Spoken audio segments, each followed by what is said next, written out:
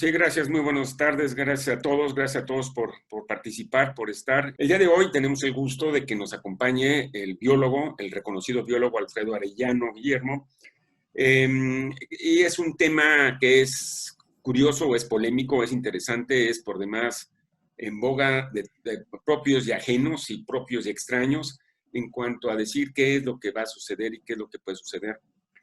Sin más preámbulo, gracias, buenos días, muchas gracias Alfredo por acompañarnos, bienvenido. Muchas gracias, Carlos, Daniel, Raúl. Muchas caras conocidas, amigos de muchos años en estos temas de medio ambiente.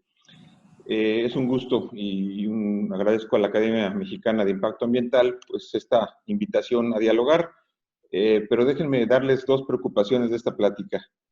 La primera es que pues los expertos son ustedes en temas de impacto ambiental, entonces creo que la vara está muy alta para hablar del tema, más sin embargo, pues sí me interesa darles algunos datos, alguna información que creo que es importante resaltar.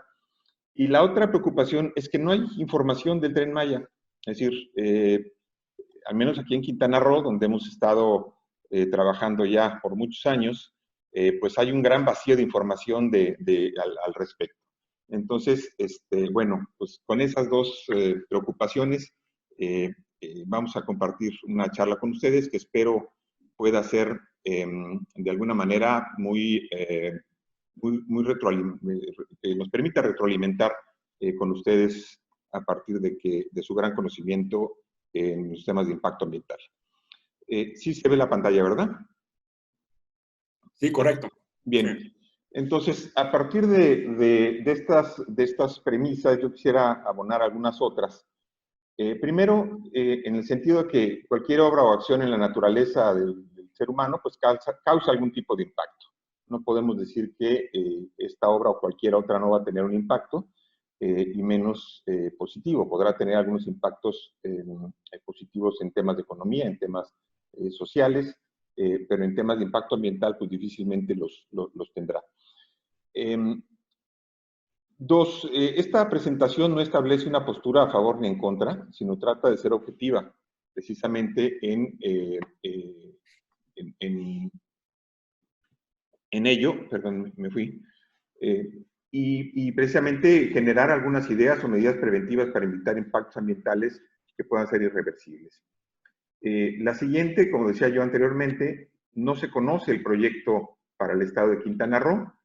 Hay que recordar que Quintana Roo y la zona sur de Campeche nunca han tenido una vía de tren, como sucede en los otros tramos del Tren Maya, en donde, bueno, ya existe una vía, existen antecedentes, sin embargo, en esta región nunca ha habido esa experiencia. Y entre algunas de las preguntas que no conocemos todavía es, por ejemplo, el trazo de la vía, la ubicación de esa vía. No sabemos si será de una sola línea o será una doble, ida y vuelta.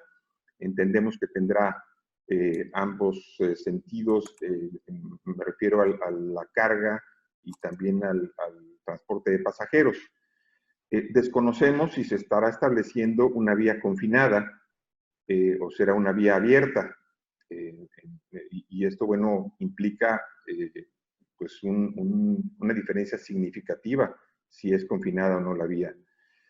Se habla de la creación de nuevas ciudades, mas sin embargo no se habla ni se dice o no se sabe la ubicación, el tamaño que estas tendrán, una población estimada que generará estas nuevas poblaciones y el incremento en la migración en la inmigración que se cuenta en el Estado, ya de por sí muy alta las tasas de crecimiento que tiene el Estado, especialmente en la zona norte, y tampoco de los servicios que tendrán estas ciudades.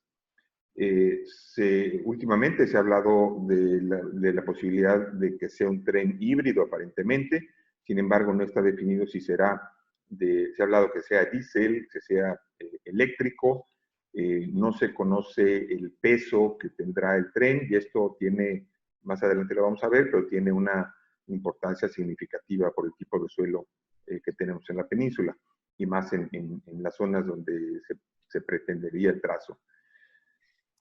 Tampoco sabemos el número y ubicación de las estaciones, si bien se han hablado de algunas. Ayer o antier todavía escuchaba que, por ejemplo, Xcaret tendría su propia estación. Esa es una nueva noticia. Entonces, como que se están dando todavía cambios o ideas de última hora. Por lo tanto, no hay un número definido y ubicación de las estaciones y los servicios que contendrán alrededor. Tampoco sabemos de los nodos de transporte a partir de las estaciones que requerirán, si requerirán nuevos caminos o carreras o carreteras complementarias, precisamente para poder establecer estos impactos adicionales que tendría el proyecto. Algunos de los impactos previsibles que se pueden establecer desde ahora es que habrá una desforestación, no solo en el trazo de la vía, a pesar de que se considere en muchos tramos derechos de vía. Estos derechos de vía o camellones están forestados, es decir, hay arbolado y hay, por supuesto, hábitats ahí, o son corredores que establecen la posibilidad de que haya movimiento de fauna. Otros impactos previsibles son la fragmentación del hábitat y el efecto de borde, que se da a partir de la construcción y que establecen tanto el tren y las vías de comunicación alternas. Habrá una reducción del hábitat por crecimiento urbano, una interrupción o desvío de flujos hidráulicos y contaminación del acuífero subterráneo. Esto dadas las características del carso, de los suelos kársticos en la península. Por supuesto que con el incremento de la población asociada a este desarrollo, habría un incremento en la generación de residuos sólidos, que son todavía pasivos ambientales que hay en el estado y en la región, que no han sido todavía atendidos de una efectiva forma. Y otros tipos de efectos como la iluminación nocturna, el ruido, el atropellamiento de fauna, etcétera, ¿no? Ahí viene una serie también de efectos previsibles. Por otra parte, la dispersión de contaminantes, tanto por la construcción y el mantenimiento de vías férreas y derecho de vía. Es bien sabido, por ejemplo, que alrededor de las carreteras se utilizan muchas veces herbicidas para mantener los derechos de vía. En los polvos que se generan, las quemas que se dan de la vegetación del derecho de vía y hasta la basura que tiran quienes transitan por estas vías, ¿no? Y también estos efectos que se dan generan, si bien no posiblemente de manera premeditada, sí se genera también la introducción de especies invasoras a partir de que se generan las condiciones propicias para su crecimiento. Bueno, sí, ahorita lo abordo. No sé por qué salen esas dos líneas azules, pero no indican nada. Yo quise poner esta imagen de la península de Yucatán sin ninguna acotación geográfica, para que podamos observar, si bien podemos ver marcas claras como las grandes ciudades, aquí tenemos Mérida, Campeche, Cancún, Valladolid, aquí Felipe Carrillo Puerto, como las principales ciudades o mayores en esta zona, podemos distinguir claramente las vías de comunicación, carreteras, sin mayor dificultad, para observar precisamente que la fragmentación del hábitat y el efecto de borde es una de las principales causas de afectación, inclusive de extinción de especies. Y esto se da precisamente, si observamos, bueno, solamente para terminar de interpretar este plano, espero que sí estén viendo mi cursor, ¿verdad? Es muy evidente, por ejemplo, la zona ganadera del norte, del oriente de Yucatán, las zonas agrícolas de Campeche, Estos no son efectos, sino son básicamente humedales de Siancán, de la reserva de Siancán. Y el resto de los efectos que se ven básicamente son de las carreteras, los caminos, cómo se observa la fragmentación del hábitat.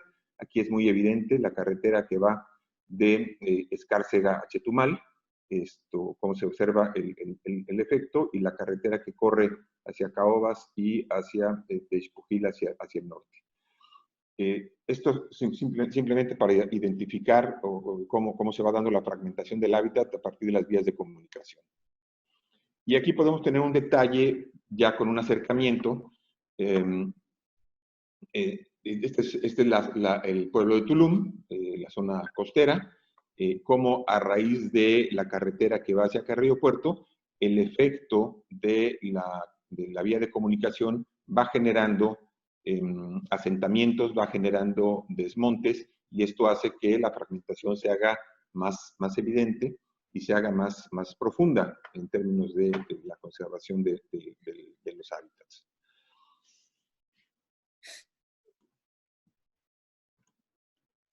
Y bueno, aquí tenemos esta pequeña lámina que nos ejemplifica cómo se dan dos tipos de efectos. El efecto de borde, que es mucho más profundo hacia el interior del ecosistema. El efecto margen va más asociado a pequeños cambios, pero son continuos a lo largo de las carreteras. Si bien no tienen una profundidad hacia el interior del ecosistema, también están generando un impacto.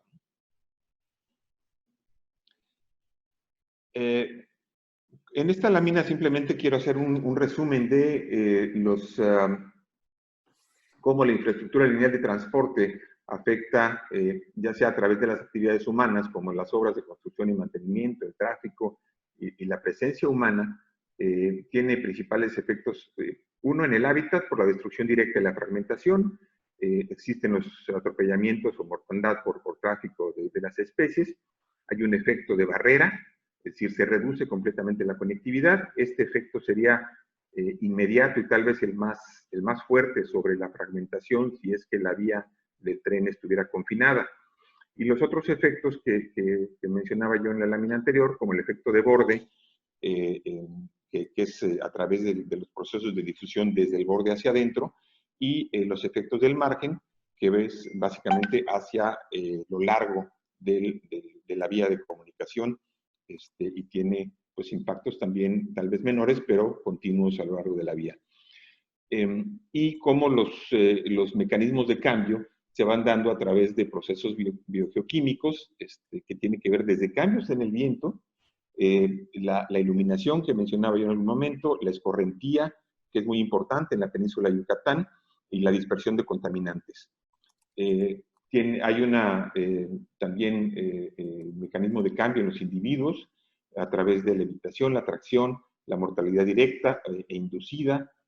Se da también la posibilidad de que haya extinciones locales, la presencia de nuevas especies, muchas de ellas invasoras, cambios en la densidad o en la diversidad biológica también de las especies, dependiendo el nivel de impactos. Y a nivel de comunidades, bueno, pueden haber desde desaparición o aparición de nuevas comunidades, porque se cambia la composición estructural de las comunidades que forman los ecosistemas. Y también, por supuesto, en los cambios en las interacciones. Y a nivel de los ecosistemas, volvemos al tema de la fragmentación, hay alteración y cambios en el funcionamiento también precisamente de los servicios ecosistémicos que estos prestan a las sociedades. Y aquí también podemos, digamos, hacer una relación entre los efectos de la presencia humana, el tráfico, el desarrollo de infraestructura, la etapa de construcción y, por supuesto, la etapa de mantenimiento, si los comparamos con los contaminantes, los procesos físicos, la vegetación y la fauna, cómo afectan en cada uno. Pongo el ejemplo primero de la presencia humana con la producción de residuos. Existe erosión por el tránsito, por las actividades humanas, el ruido, el fuego, etcétera, ¿no? cómo se afecta la vegetación y la fauna, que nos permite tener una gráfica de los efectos indirectos y las interacciones entre cada uno de ellos. Aquí tenemos un ejemplo tal vez de un buen mantenimiento de una carretera, de un camino, que es a través de la acción mecanizada de la limpieza del derecho de vía, que no tiene mayor problema. Sin embargo, cuando esas cunetas o ese derecho de vía se limpia con la aplicación de herbicidas, pues es muy distinto el nivel de impacto que se tiene, no solo a nivel de suelo, sino, no solo, perdón, a nivel de paisaje y de condición, sino también de suelo y de contaminación. Hay algunos estudios hechos en la zona, sobre todo en el área de Calakmul. Aquí me salgo un poquito de Quintana Roo, porque creo que ya hay actividades muy bien estudiadas de los posibles impactos de las vías férreas en esta zona, y sobre todo la importancia que tiene, porque es uno de los sitios más discutidos de los impactos en la zona de la reserva de la biosfera de Calakmul.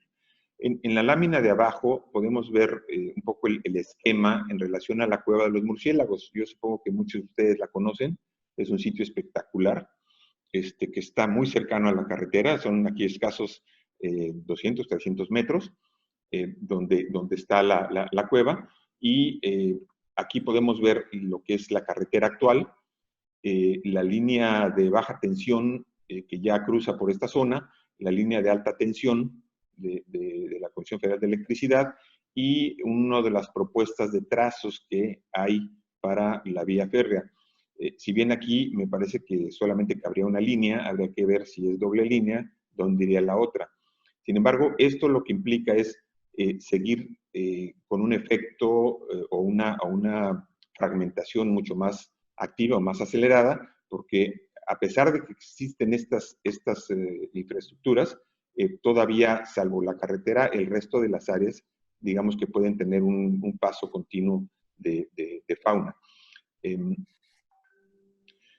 Aquí tenemos en la figura 6 de este estudio, se habla muy bien y se puede ver cómo se observa la fragmentación del hábitat a raíz de la carretera. Esta línea en rojo es la carretera que va de Escárcega a Chetumal, y en donde ha habido ya fototrampeo, y tenemos, por ejemplo, los principales pasos de fauna identificados. Donde están las flechas naranjas, es donde se ubicaron las cámaras trampa, y entrevistas tanto con conductores que circulan por ahí frecuentemente como con pobladores locales. De tal forma que donde se observa el principal sitio de paso de fauna es donde está menor la fragmentación. Digamos que no hay áreas completamente abiertas, y es donde se identifica la posibilidad de establecer el paso o los pasos de fauna dados por esta fragmentación.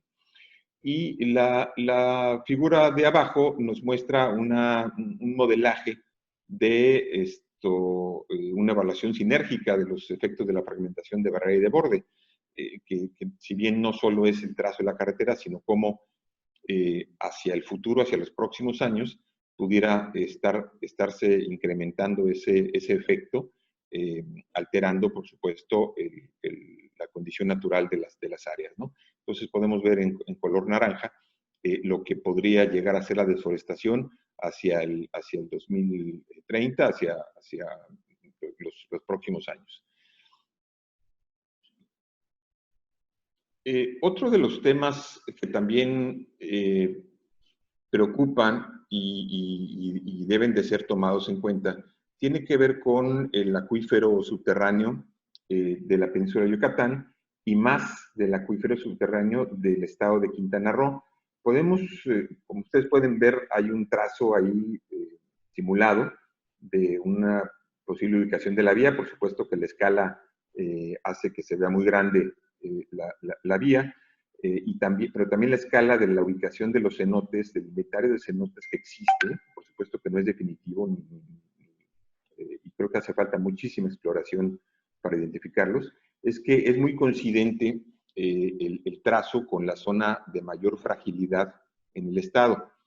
Y esto tiene que ver, tendría mucha afectación en términos no solo de la planeación de la ruta del tren, sino también en los posibles efectos que esto pueda tener.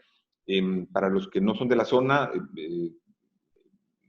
digo, no me meto al detalle del tipo de suelo de Quintana Roo, solamente para los que no estén familiarizados con este tipo de suelo, pues imagínense un queso gruyère, ¿no? Lleno de cuevas, de cavernas, la mayor parte o muchas de ellas están inundadas y forman parte del flujo subterráneo del acuífero, que si bien se avanza de manera importante en la exploración y en su conocimiento, hay mucho todavía por conocer y por mapear.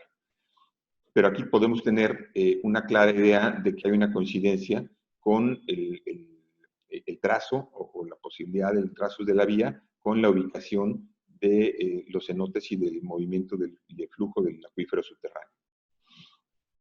Para poner solamente algunos ejemplos, en este último par de años hemos tenido dos importantes socavones o colapsos del suelo, en el cual pues han habido impactos significativos. Es decir, el primero que se dio hace poco más de un año en la laguna Chacambacán, esto es en la zona casi fronteriza con el estado de Campeche, en el sur del estado, en el cual a través del colapso del fondo de la laguna, aquí podemos ver cómo se vació prácticamente la laguna que siempre se mantenía con la suficiente agua, ya se recuperó, pero en su momento se puede observar lo delicado del suelo en términos de la estructura y el riesgo que tiene por la disolución continua de la roca calcárea que implica o que es producida por los flujos de agua subterránea.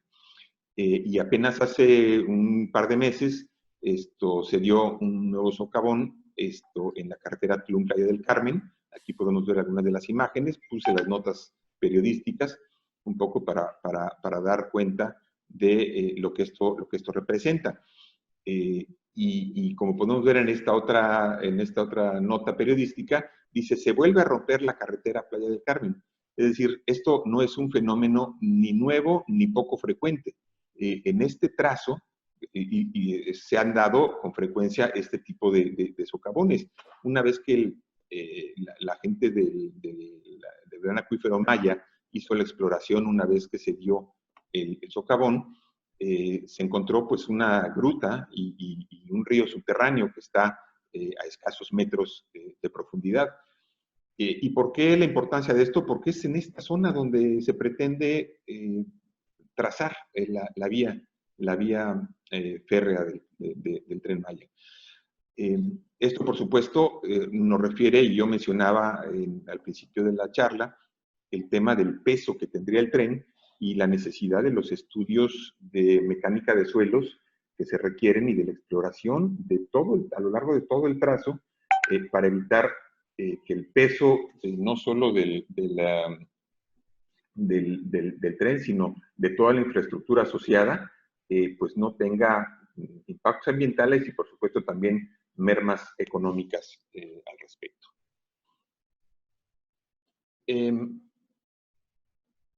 Bueno, algunos temas que se han venido trabajando en los últimos años, aquí un grupo de organizaciones estuvimos desarrollando una iniciativa intersectorial que la denominamos Territorio Sensible al Agua, y que tiene que ver sobre todo en Quintana Roo y en el desarrollo económico, a tomar en cuenta con mayor significancia el tema del acuífero.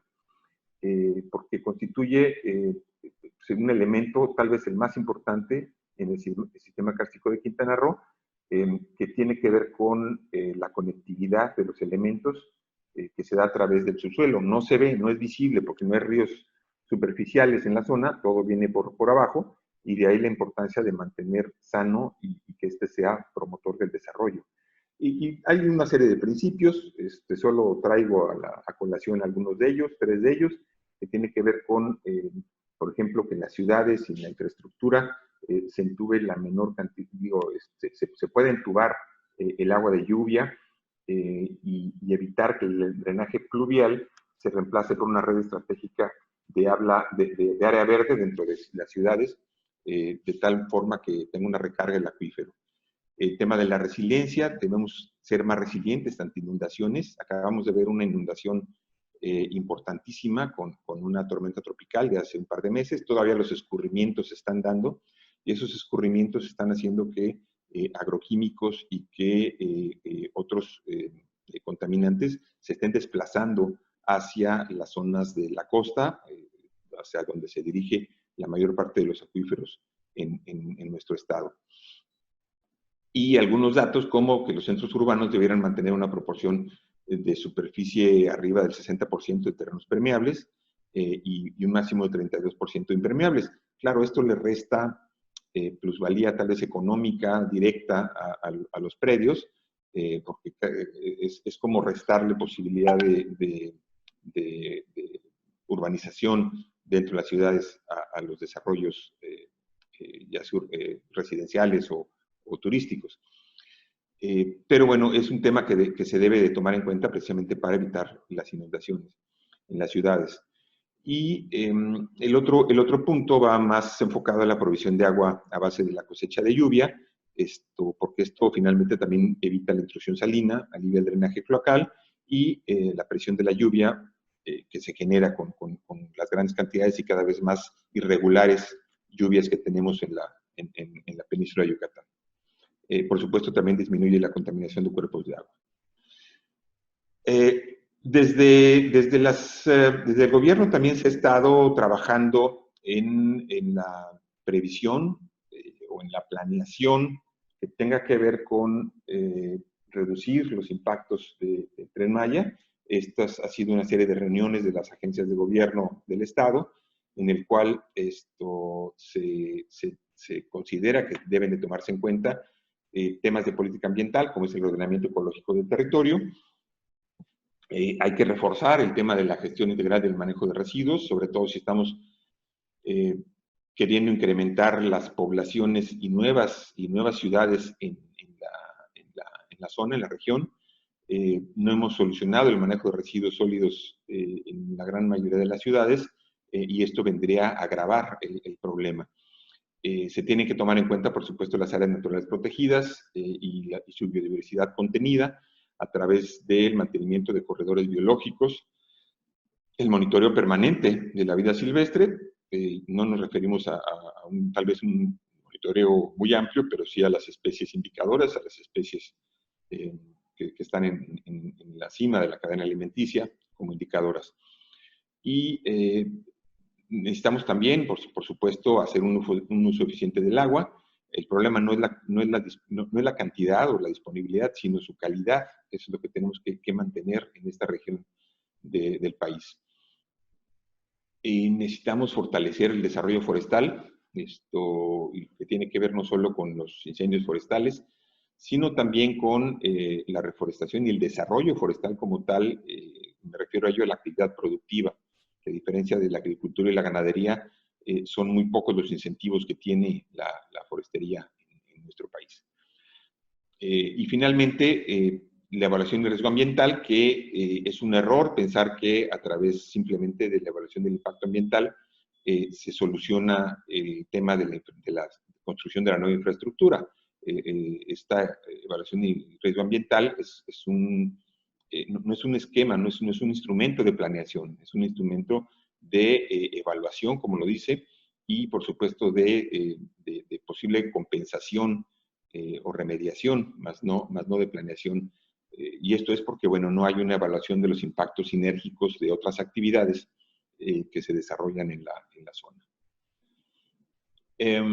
También aquí se ha hablado de seguir impulsando la elaboración y actualización de los instrumentos normativos, es decir, evitar asentamientos humanos irregulares, especialmente en las zonas de riesgo y recarga de mantos acuíferos. No obstante, sí se da también mucho el problema de las invasiones, que resulta muy, muy complicado atender. Por supuesto, la conectividad que debamos tener con los estados de Campeche y Yucatán para reducir o generar las políticas públicas que permitan establecer conectividad de estado a estado. Quiero hacer mención también, por ejemplo, en este mapa de abajo, del avance de los ordenamientos territoriales en el estado, que va bien. Tenemos ya publicados el del municipio de Tompe Blanco, que está en verde abajo, los de Benito Juárez, Puerto Morelos, Solidaridad, que están en verde, inclusive Isla Mujeres al norte, y están en elaboración el de Bacalar, el de Felipe Carrillo Puerto, el de José María Morelos y el de Tulum, y dando la previsión para que en el 2021 se inicie el de Lázaro Cárdenas. Eso permitiría tener la totalidad de los ordenamientos ecológicos que ahora, a través de la fusión con el programa de ordenamiento urbano territorial, se pretende hacer un solo ordenamiento y no dos, para no contravertir las políticas de usos de suelo. Entonces, ese es otro tema que estamos, o que se está avanzando en el Estado, y que de alguna manera estaría permitiendo tener ordenada la zona, y por supuesto, a partir de esta planeación, tomar los criterios, si es que el Tren Maya se desarrolla, para poder prevenir los mayores impactos o inducir a el posible trazo de vía y la ubicación de estos centros de población que se pretenden. También hay que recordar que este tipo de proyectos o megaproyectos tienen que tomar en cuenta los compromisos internacionales. En la zona, en la región, algunos de los compromisos que tiene México como país y que son parte también de la normatividad ya, de acuerdo a las sentencias de la Corte, que ha generado que, bueno, estos compromisos son vinculantes, tiene que ver con los sitios de patrimonio mundial de la humanidad. Bueno, antes me voy a referir a este mapa donde podemos observar la ubicación de las áreas naturales protegidas. Las que vemos en color lila o morado son las áreas protegidas de nivel estatal, de interés del Estado. Y las verdes son las áreas protegidas de interés de la Federación. Y finalmente, las que están en color mostaza son las áreas destinadas voluntariamente a la conservación.